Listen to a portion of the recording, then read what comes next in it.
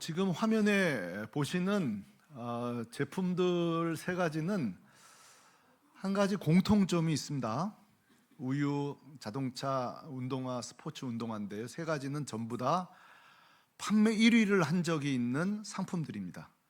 2013년도에 남양 유업이 우리나라에서 최고로 많이 팔렸습니다. 2015년에는 저 폭스바겐 독일 자동차가 전 세계에서 제일 많이 팔렸고, 1995년도에 전 나이키 신발이 운동화 중에 가장 많이 팔렸습니다. 자, 그런데 말입니다. 저 세 상품은 또 하나의 공통점이 있습니다. 그것은 뭐냐면 저렇게 판매량을 1등 찍은 바로 그 다음 해에 우리 젊은이들 표현대로 폭망합니다. 판매량이 고두박질 칩니다. 이유가 있어요. 새 제품 다 거센 불매 운동이 일어났기 때문입니다. 가령 남양 유업 이 우유 본사가 대리점에게 폭언을 한다든지 강매해서 막 임원들이 막 사과하고, 기억나세요? 이 폭스바겐 자동차는 배기가스를 조작함으로 가짜로 친환경 차량이라고 이 들통이 난 거예요. 사람들이 안 사죠. 나이키는 한 기자가 찍은 사진 한 장, 그게 뭐예요? 아동들을 동원해서 저임금으로 착취하는 장면을 보고 사람들이 나이키를 신지 않습니다. 제가 저 기사를 보다가 깨달은 게 하나가 있어요. 한번 따라해 보실래요? 소비자가 달라졌다. 예전에는 물건만 좋고 인기 있는 대기업이면 우리가 구매해 줬습니다. 근데 보세요, 이제는 물건 좋다고 해서 대기업이라고 구매하지 않습니다.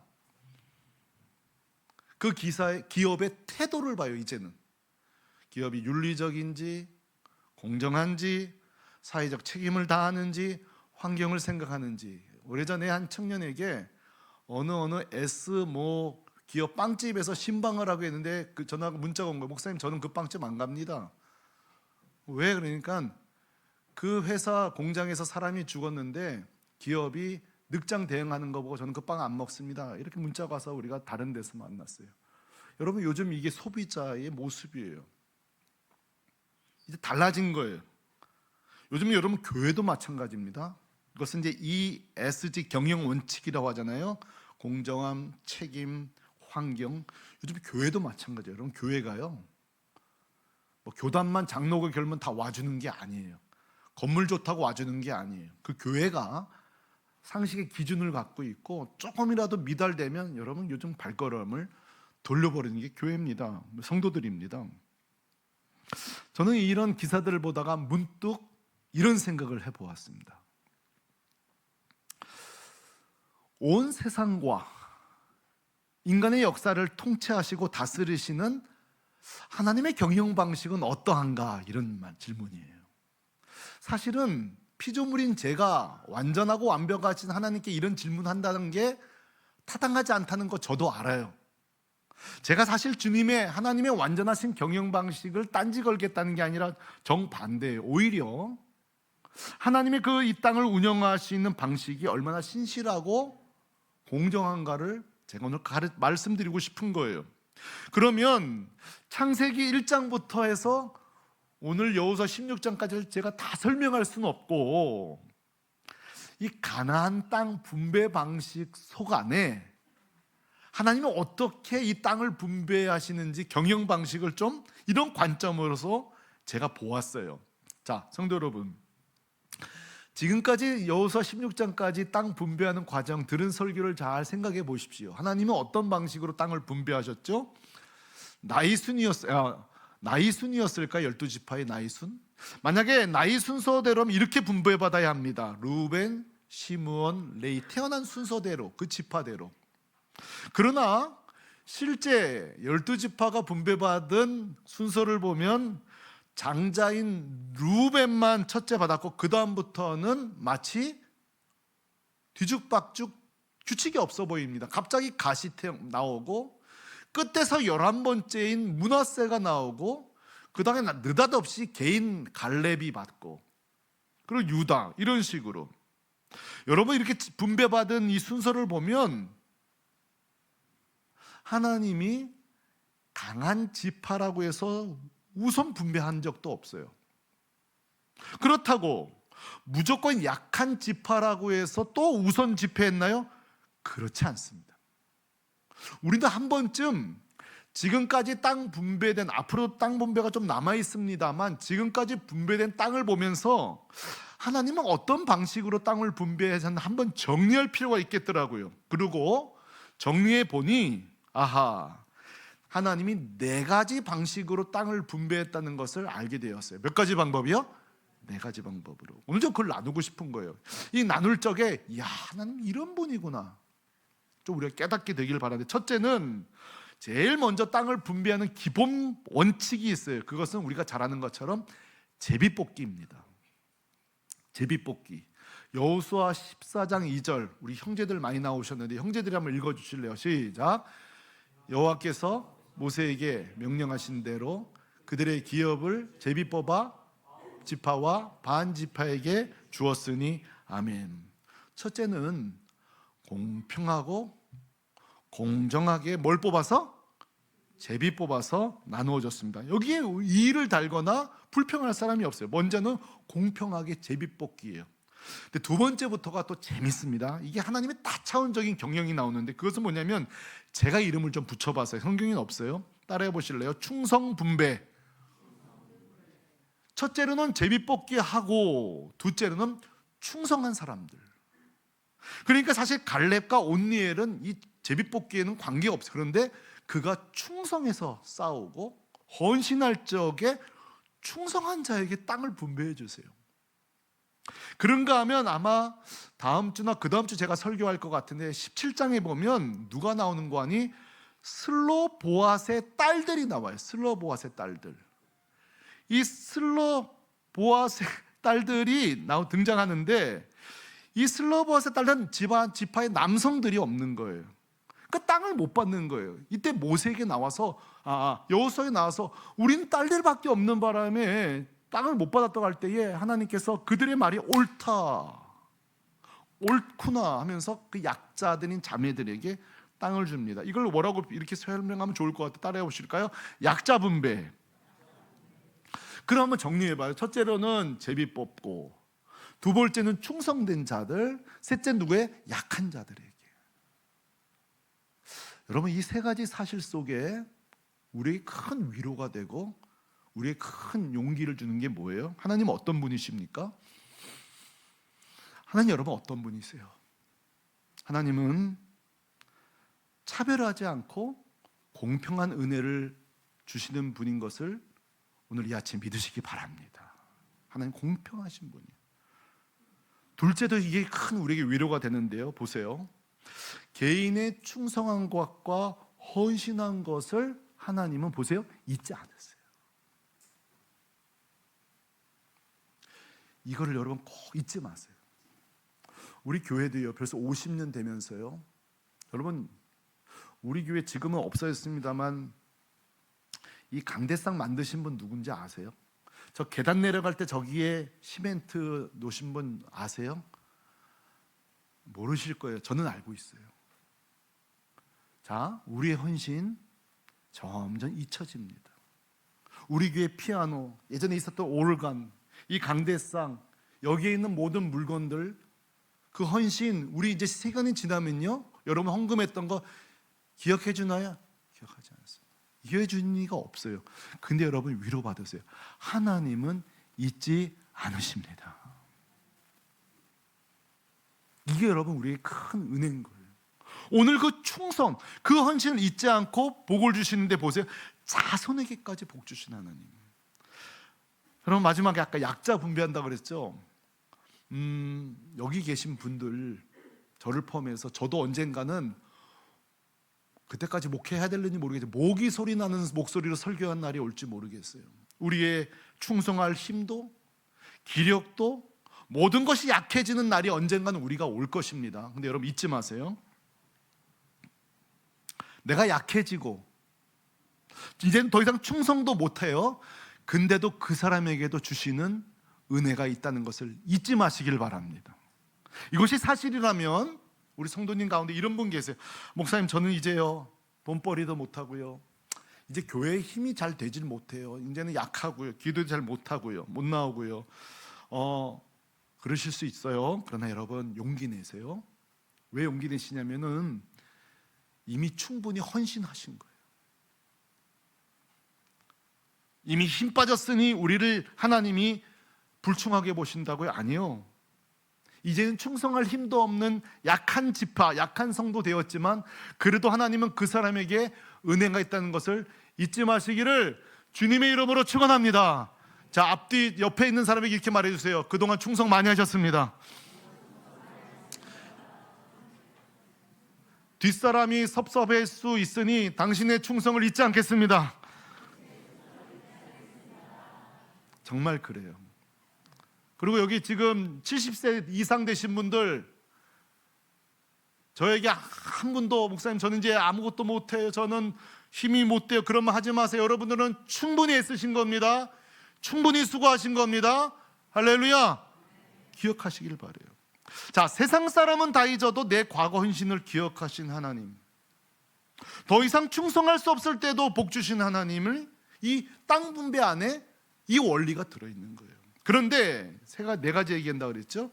오늘 16장에 요셉이 땅 분배받는 걸 통해 제가 네 번째 하나님의 경영 방식을 깨닫게 됐는데, 이렇게 이름을 제가 붙여봤어요. 따라해 보십시다. 언약적 분배. 언약적 분배가 뭘까? 이렇게도 부를 수 있어요. 주권적 분배라고도 할 수 있는데, 이게 바로 유다와 요셉 지파가 해당되는데, 자, 언약적 분배란 말을 어렵잖아요. 쉽게 설명할게요. 이게 뭐냐면, 언약적 분배는 여러분 지금까지는 내가 제비 뽑았죠, 충성했죠, 좀 약하다고 해서 하나님 도와주셨잖아요. 다 우리와 연관돼 있어요. 근데 언약적 분배는 뭐냐면 우리의 선행과 잘못에 관계없이 하나님이 과거에 약속했기 때문에 주시는 은혜예요. 이해되세요? 내 행함과 내 어떤 잘못에 관계없이 과거에 하나님 스스로가 약속했기 때문에 주어지는 그 은혜 말이에요. 제가 그래서 언약적 분배를 라고 별명 붙였는데, 이게 바로 유다와 요셉이 해당돼요. 나이 순서로 치면 유다는 네 번째요, 요셉은 11번째예요. 그런데 오늘 가나안 땅에 들어온 뒤에 유다가 1등으로 땅을 분배받고요, 꼴에 비해서 두 번째인 요셉이 두 번째로 땅을 분배받습니다. 물론 자기들이 제비를 뽑은 거예요. 제비를 뽑았어요. 제비를 뽑아보니 유다가 1등이고 요셉이 2등이 된 거예요. 그러나 제가 문제 제기할게요. 이게 과연 제비 뽑기만이었을까? 과연 이 제비 뽑기만이, 인간의 힘만이 여기에 사용됐을까? 저는 그렇지 않다고 생각해요. 왜냐하면 잠언 16장 33절 때문에 그렇습니다. 제가 읽겠습니다. 제비는 누가 뽑아요? 모든 일을 작정하기는 누가? 제비는 사람이 뽑으나 모든 일을 작정하기는 여호와께 있느니라. 아멘. 이 잠언서 16장 33절의 적실한 사례가 바로 요셉 지파의 분배예요. 그 증거, 요셉이 뽑았으나 이거는 하나님이 작정한 거라는 그 증거가 뭐냐면, 그러려면 우리는 창세기 49장으로 가봐야 돼요. 창세기 49장은 우리가 잘 아는 것처럼 야곱이 죽기 직전에, 임종 직전의 장면을 우리는 볼 텐데, 1절에 보니까 야곱이 죽기 직전에 이렇게 하네요. 자매님들이 좀 큰 소리를 읽어주시죠. 시작. 모이라, 너희가 후일에 당할 일을 내가 너희에게 이르리라. 아멘. 야곱이 임종하는 장면인데, 이때에 야곱이 뭘 하는 거 아니? 12아들을 위한 축복 기도를 합니다. 이때 특이한 것은 두 지파를 아주 길게, 아주 오래 축복하는데, 그게 바로 유다와 요셉 지파예요. 어떤 축복 기도를 하느냐? 먼저 유다인데, 유다는 지난번 제가 한번 설교할 때 이 부분을 다뤘기 때문에 유다도 길어요. 축복인데 한 절만 볼 거예요. 8절. 유다야, 여기 같이 읽어봐. 시작. 유다야, 너는 내 형제의 찬송이 될지라. 내 손이 내 원수의 목을 잡을 것이요 내 아버지의 아들들이 내 앞에 절하리로다. 아멘. 그 뒤로 유다를 향한 축복이 놀라워요. 그런데 오늘 제가 좀 주목하고 싶은 건 어차피 16장에 요셉이 나오니까 요셉을 향한 축복 기도는 풀로 다 읽어보도록 하겠습니다. 다 준비되셨어요? 다 같이 읽습니다. 시작. 요셉은 무성한 가지 곧 샘 곁에 무성한 가지라. 그 가지가 담을 넘었도다. 요셉의 활은 도리어 굳셈이요 그의 팔은 힘이 있으니 이는 야곱의 전능자 이스라엘의 반석인 목자의 손을 힘입음이라. 내 아버지 하나님께로 말미암나니 그가 너를 도우실 것이요 전능자로 말미암나니 그가 내게 복을 주실 것이라. 위로 하늘의 복과 아래로 깊은 샘의 복과 젖먹이는 복과 태의 복이리로다. 내 아버지의 축복이 내 선조의 축복보다 나아서 영원한 산이 한없음 같이 이 축복이 요셉의 머리로 돌아오며 그 형제 중 뛰어난 자의 정수리로 돌아오리로다. 아멘. 아마 이 복이 우리 거라면 더 크게 아멘 했을지 몰라요. 이게 바로 요셉을 향한 기도예요. 자, 이 요셉을 향한 야곱의 기도를 살피기 전에 먼저 좀 나누고 싶은 거, 이 야곱의 기도를 통해 제가 도전받은 두 가지가 있어요. 첫째, 창세기 49장 이 야곱의 나이를 이렇게 추적해 보면 야곱의 나이가 147세가 됩니다. 자, 먼저 제가 좀 도전해 볼게요. 147세에 이런 기도 우리가 할 수 있을까요, 과연? 이때까지 산다는 것도 보장이 안 되고, 이때 눈이 흐리고 언어와 다 사용한 단어와 모든 것이 과연 가능할까? 조금 말씀을 이렇게 좀 나에게 적용하면서 읽어봐야 돼요. 자, 147세에 이런 기도를 한다?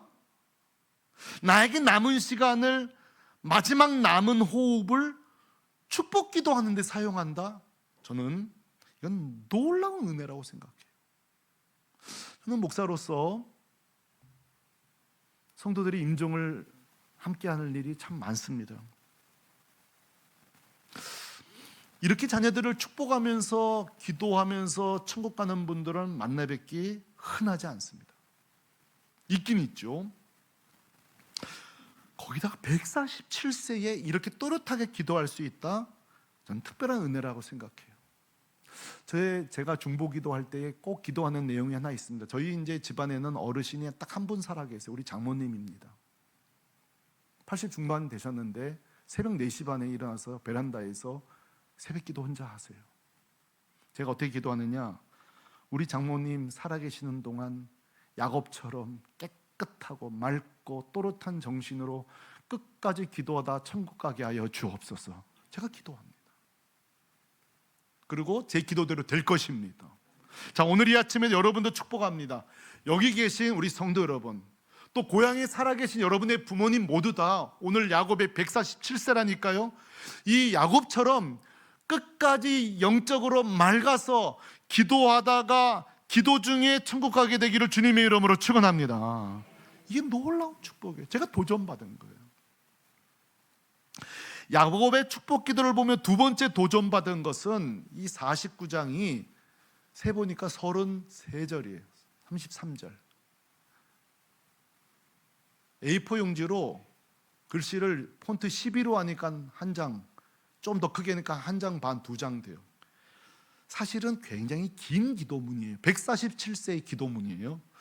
근데 신학자들이 이 기도문을 읽고 놀라는 이유는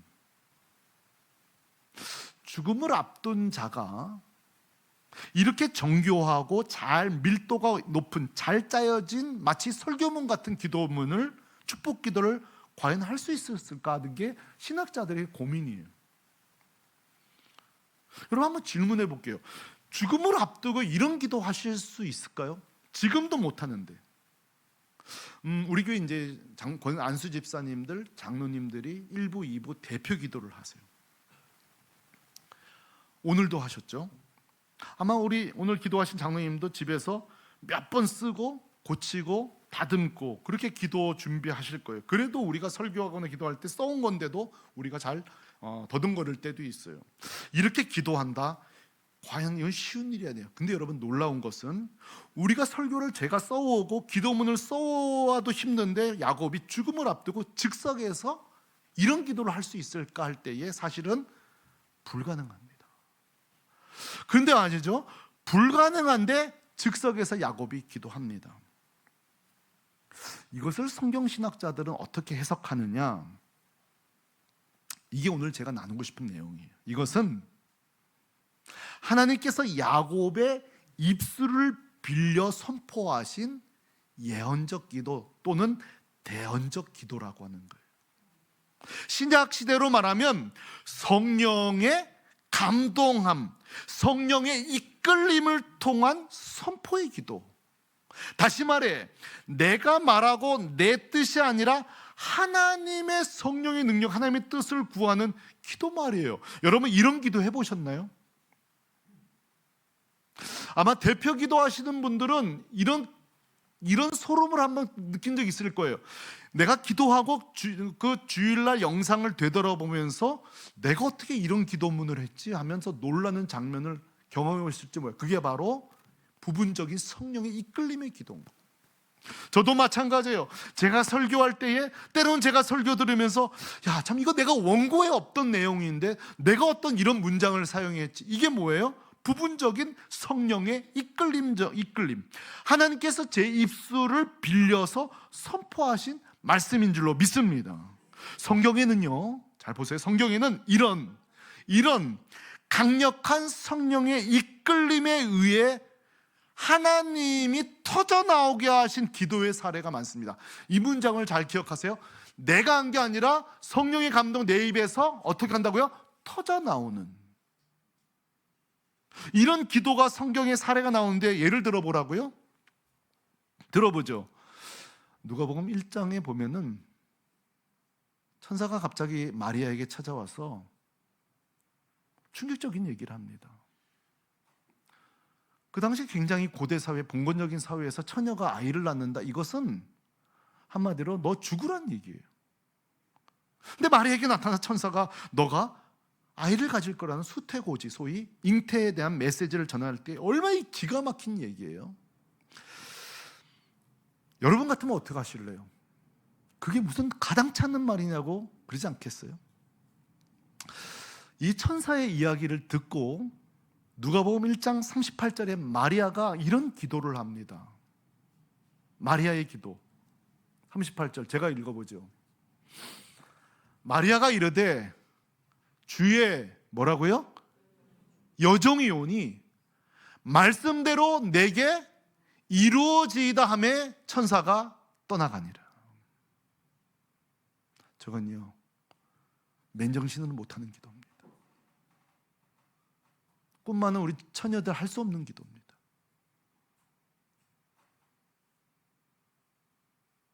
인간의 기도라면 나는 못합니다 이래야 돼요. 마리아가 이르되 주여 주의 여종이오니 말씀대로 내게 이루어지이다. 아멘. 이게 뭐예요? 성령의 이끌림 받은, 성령께서 그 마리아의 입술을 통해 하는 이게 기도예요. 하나만 더 볼까요? 사도행전 21장에 보면 그 에베소 교회 장로님들과 바울이 굉장히 마음이 하나가 되거든요. 그 21장에서는 갈등이 일어나요. 에베소 장로님들하고 바울하고 굉장히 소란이 일어난다고요. 뭐 때문인가 하면은 그 장로님들이 말하는 거예요. 지금은 예루살렘으로 가면 지금 핍박이 너무 심하니까 바울에게 요청해. 지금은 좀 피하라고, 예루살렘 가는 거를. 지금은 때가 아니다. 바울이 굉장히 고뇌합니다. 이 장로님들이 다 말리니까. 근데요, 21장에 뜻밖의 무명의 선지자 아가보라는 사람이 나타나서 이렇게 말합니다. 그리고 바울을 향해 이렇게 기도합니다. 10절과 11절 말씀 같이 읽겠습니다. 시작.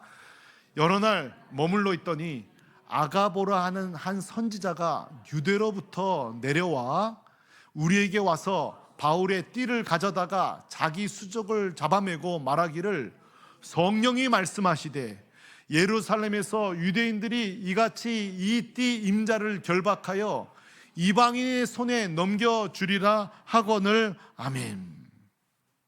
아가보가 나타나서 맞다, 예루살렘에 엄청난 핍박이 일어날 것이라고 선포하면서 기도할 때 바울이 이 말을 듣고 하나님의 음성을 듣고 예루살렘으로 서로 부둥켜 안고 눈물로 기도하고 파송받습니다. 할렐루야. 여러분, 선지자 아가보가 자기가 기도한 거예요? 아니요, 여기 나잖아요. 성령이 말씀하시대. 누구의 입을 빌린 거예요? 아가보의 입을 빌려서. 그리고 용기 있게 예루살렘 떠납니다. 성도 여러분, 지금 방금 예를 든 마리아의 기도, 선지자 아가보의 기도, 오늘 야곱의 기도의 공통점이 뭐예요? 자의로 기도하지 않고 뭐예요? 성령의 감동함으로 하나님의 뜻을 구했다는 거예요. 오늘 이 아침에 도전합니다. 우리의 개인 기도 시간에 우리의 소원과 바람도 좋지만, 성도 여러분, 우리의 개인 기도 시간에 성령이 찾아오셔서 우리의 입술을 다스리시고 압도하며 통치하면서 내가 구할 수 없는 것을, 내가 도무지 말할 수 없는 것을 구하는 은혜가 있기를 주님의 이름으로 축복합니다. 성도는 이런 경험을 해봐야 돼요. 내 의는, 내 생각은 나한테는 불리한데 내 입으로는 하나님의 뜻을 구하는 거 말입니다. 성도는 이런 나를 뛰어넘는 기도를 해보셔야 돼요. 우리 금요 중보 기도회에 제가 기도 인도할 적에 제가 굉장히 소중히 여기는 시간이 하나 있습니다. 금요 중보 기도회에 나오시면 경험할 수 있는 그것은 뭐냐면, 우리 목사님들이 적어놓은 기도를 하다가 중간에 꼭 하나가 들어가는 게 뭐냐면 성령 안에서 기도하는 거예요. 제가 이렇게 멘트를 씁니다. 항상 여러분, 이 시간에 성령 안에서 기도합시다, 성령 안에서 우리 기도해 봅시다 하고 와 하고 기도할 때 저도 마찬가지죠. 주님, 내가 성령 안에서 기도한, 내가 누구를 위해 기도할까 할 때 여러분 얼마나 이 소름 끼치는 경험을 하냐면, 제가 정말 평소에 기도하지 않았던 분을 생각나게 하실 때가 있어요. 그때 제가 두 가지를 느껴요. 하나는 내가 이분을 위해 기도를 못하고 있었구나, 그 죄송함이에요. 또 하나는요, 감격이 뭔지 아세요? 이 기도회 시간에 지금 성령이 나와 함께 하시는구나, 이걸 제가 경험하는 거예요. 왜? 오늘 내가 준비했던 기도가 아닌 거예요. 성령이 저를 통해 기도하게 하시는. 여러분, 이런 오늘 이 성령에 이끌림 당하는 기도를 꼭 여러분 개인 기도에 체험하게 되기를 축복해요. 자, 그럼 내 자의적 기도가 아니라 성령이 이끄시는 기도, 성령이 내 입술을 통해서 하시는 기도의 특징은 뭐냐? 반드시 성취됩니다. 이것입니다. 야곱의 기도, 이 창세기 49장을 제가 계산해 보면 여호수아 16장에서 무려 460년 전에 기도한 거예요. 460년 전에 유다와 요셉을 위해서 기도해요. 자, 그러면 이 기도를 한 야곱도 사라졌어요. 이 기도를 받은 요셉도 에브라임 므낫세도 다 지금 사라지고 없어요. 그런데 보세요, 460년이 지난 지금 여러분이 땅 분배 지도 한번 보여주시기 바라요. 요셉 지파가 바로 에브라임과 므낫세 저 정중앙이에요. 허리에 해당되는 가장 중요한 땅, 지형적으로, 종교적으로, 사회적으로 가장 중요한 땅에 지금 누가 차지하고 있어요? 요셉의 두 아들인 므낫세와 에브라임이 차지하고 있는 거예요. 여러분, 전 저 지도를 보면서도 얼마나 용기를 얻는지 아세요? 기도한 사람도 사라졌어요. 기도를 받은 사람도 사라졌어요. 그렇죠? 근데 여러분 보세요, 460년이 지났는데도 그 기도를 응답하시는 하나님이 계시고 그 자손들에게 성취된 줄로 믿습니다. 성도 여러분, 왜 우리가 기도해야 되는지 아세요? 기도하는 우리도 사라집니다. 때론 기도받는 지금 아이들 사라질지 몰라요. 그러나 들으시는 하나님이 살아계십니다. 그리고 우리가 역사하시는 거예요. 얼마나 이게 감동되는지 몰라요. 특별히 그 창세기 49장에 야곱이 기도할 때에 이거 하나는 좀 반칙을 하더라고요. 그 한 장 앞에 48장에 유일하게 요셉 손자들만 좀 따로 기도하는 장면이 나와요. 에브라임과 므낫세를 넣고 따로 기도해요. 나머지는 그냥 한꺼번에 기도하는데 두 아들을 따로 기도하는 게 그 바로 앞에 48장에 나오는데 그 할아버지가 손자에 기도하는 거죠. 므낫세와 에브라임을 위해서 기도하는데 요셉이 너무 당혹스러운 일이 벌어지는 게 뭐냐면 오른손을 둘째인 에브라임에게 올리고 왼손을 큰아이인 므낫세에게 올릴 적에 요셉이 당황하면서 이렇게 말해요. 아버지 지금 손이 엇갈리셨다고. 오른손을 큰아들에게 올리려 할 때에 야곱이 이렇게 말합니다. 내가 안다. 내가 안다.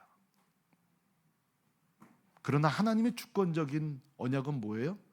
이 손이 이게 순서가 맞다는 거예요. 근데 여러분 오늘 말씀을 보면 땅 분배할 때 16장에 먼저 둘째인 에브라임이 먼저 지파 분배를 받습니다. 그리고 므낫세, 제가 이걸 보면서 깨닫는 게 있어요. 하나님의 성취는 따라합시다. 세밀하게 성취된다. 그 147세 할아버지가 한 행위, 이 행위까지도 하나님 정확하게 기억하시는 거예요. 섬세하게. 우리는 계속 이 땅 분배를 보면서도요, 여기에 등장하는 하나님의 이 다차원적인 이 세밀하고도 완전하고도 차별이 없고도 또 약한 자들을 도우시는 이 하나님의 섬세한 분배를 보면서 우리 큰 용기를 얻게 되는 거예요. 성도 여러분, 하나님은 누구십니까? 460년 전 147세의 노인의 이 기도도 잊지 않고 성취하신 하나님, 그 하나님을 이 아침에 찬송합니다. 저는 오늘 이 말씀을 이렇게 좀 적용하고 싶어요. 세 가지 숙제를 좀 내드릴게요. 한번 따라 하실래요? 기도하라, 축복하라. 세 번째는 우리 청년들에게 주고 싶었는데 청년들 한번 따라해 보실래요? 청년들 따라하세요. 기대하라. 첫째, 기도하라는 것은요, 내가 아무리 부족한 기도자일지라도, 내 기도가 아무리 약해도요, 잊지 마세요. 우리가 기도가 부족해도 약해도요, 걱정하지 마세요. 응답하시는 하나님이 부족하지 않습니다. 완전하십니다. 목사님, 전 이제 기도할 줄도 모르고요, 저는 제 기도는 약한데요. 걱정하지 마세요. 하나님이 완전하십니다. 둘째로요, 도전합니다. 장수하시는 것도 좋은데 많이 축복 기도를 하면서 장수하시길 바랍니다. 축복 기도를 많이 남기시길 바랍니다. 우리 손자들이, 자손들이 우리를 추억할 적에 우리 할아버지 늘 기도해 주셨지. 근데 여러분, 오늘 도전받을 거, 이것은 심리적인 영역이 아니라 실제적으로 우리 조상들의 기도는 성취될 줄로 믿습니다. 잊지 마세요. 마지막으로 우리 청년 계신 여러분들, 기대하세요. 뭘 기대하냐면 기도받고 자라는 자녀는 결코 망하지 않습니다. 저는요, 이런 생각을 해요. 자, 제가 이정철입니다. 저는 지금 새물교육에 목회하고 있는데요, 저는 가끔 이런 생각할 때가 있어요. 가정에서도 교회에서도 나는 혼자구나, 참 내가 혼자라고 느껴질 때가 있어요. 가끔씩 참 이 목회가 버겁구나, 또 가장으로서 버겁구나. 여러분, 저만 그렇지 않으실 거예요. 여러분도 마찬가지일 거예요. 사업을 하면서 자녀들은 자녀대로 나는 혼자구나, 이 일을 내가 혼자 해내야 되구나. 근데 여러분, 잊지 마세요. 우리는 결코 혼자가 아니에요. 무슨 말인가 하면, 제가 오늘 여기 서기까지요, 수많은 자들의 기도에 딛고 제가 여기 서 있는 거예요. 제가 혼자라고 천만에 수많은 기도가 저와 함께 했어요. 우리 부모님의 기도, 우리 장모님의 기도, 우리 성도들의 기도. 결코 성도는 혼자가 아니에요. 그리고 가장 중요한 것은 나를 위해 십자가 죽으시고 부활하신 주님이 세상 끝날까지 우리를 결코 혼자 두지 아니하시고 함께 하시는 줄로 믿습니다. 따라하십시다. 성도는 혼자가 아니다. 잊지 마세요. 두 번째, 혼자 다 하려고도 하지 마세요. 목사님, 제가 사업하고 우리 교회 예술하는 친구들, 내가 예술을 하고 내가 영리하고 내가 노래하고 나 혼자 제가 다 해야죠. 천만에 만만에 혼자 하려고 하지 마세요. 여러분 뒤에는 기도하는 자들이 있습니다. 잊지 마세요. 결코 혼자 하는 거 아니에요. 혼자 하려고도 하지 마세요. 우리는 혼자가 아니에요. 우리 부모님들의 기도가, 저는요 천분질 만분질 제가 한 게 아니라 전 다 99%가 제 부모님 기도 때문에 여기까지 왔다고 확신하는 사람이에요. 이것이 사실이라면 야곱의 기도가 사실이고 그 열매가 여호수아서의 오늘 요셉에게 난 게 사실이라면, 오늘 이 아침에 오신 여러분, 오늘부터 여러분의 기도에 무릎에 힘을 더하시기를 바랍니다. 우리 자녀들을 홀로 걷게 하지 않겠다는 마음으로 기도하시기를 바랍니다. 저는 오늘 하나님은 과연 어떻게 경영하시는가로 설교를 시작해서 결론은 하나님은 신실하고 공평하시고 우리의 소망이 여기 있다고 제가 말씀드렸는데요, 오늘이 3월 1일이다. 제가 교회에 도착해서 달력을 이렇게 쭉 뜯었어요. 3월달 걸로. 근데요, 그 달력 3월달을 뜯어보니까 이런 문장이 있더라고요. 제가 방송국에 좀 부탁을 했어요. 3월 달력.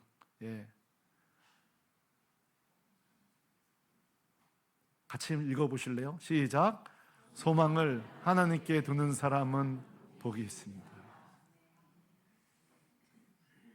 소망을 누구께요?